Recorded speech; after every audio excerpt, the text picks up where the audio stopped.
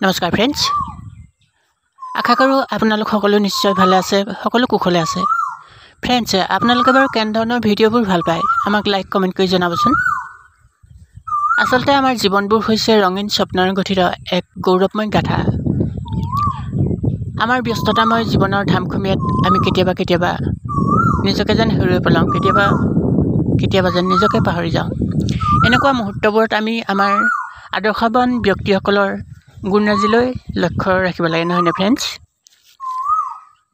আৰু সেয়ে আহক ফ্ৰেণ্ডছে, আমি পলম নকৰি আজি কেইজনমান মহৎলোকৰ কেইটামান মহান বাণীৰ বিষয়ে জানো। মূৰ্খ লোকৰ কাৰণে সমাজ নষ্ট নহয়, সমাজ নষ্ট হয় শিক্ষিত লোকৰ মূৰ্খ স্বভাৱৰ কাৰণে। চাণক্য। উপহাৰতকৈ উপহাৰ দিয়াৰ বাবে যি মানসিকতাৰ প্ৰয়োজন, সেয়াহে অধিক মূল্যৱান। কৰ্ণেইল। পাপক ঘিণ কৰিবা, কিন্তু পাপীক ঘিণ নকৰিবা। যীশুখ্ৰীষ্ট। অতি সাধু হোৱা বিপদজনক। George Bernard show.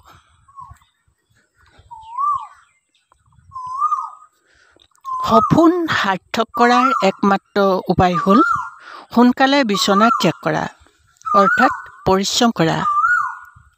JMP।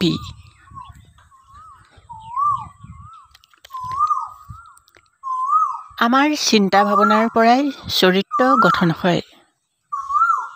Ananda Chandra Agarwala.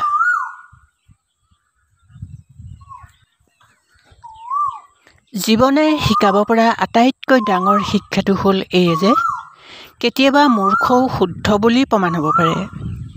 Will Rogers.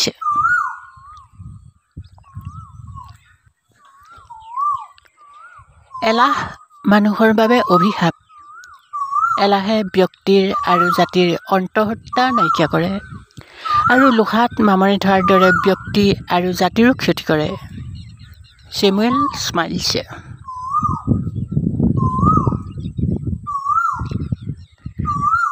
পাপ যিমানেই সৰু হওক কেতিয়াও নকৰিবা, আৰু পুণ্য যিমানেই সৰু হওক সদায় কৰিবা।